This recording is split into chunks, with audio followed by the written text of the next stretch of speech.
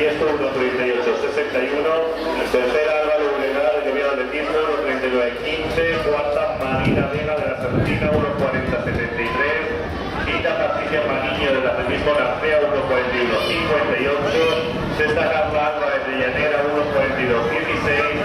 Séptima Andrea Pueblo de la Crónica Rato 1:44.44. Octava Inés Martínez del Cumero 1:47.06.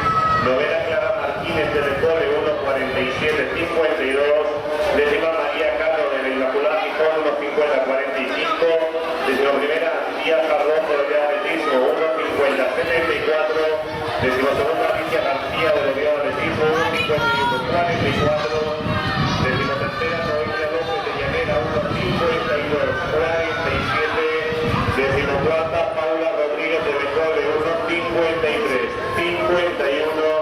Décimo quinta Gloria Morís de Cumero 1:57.33.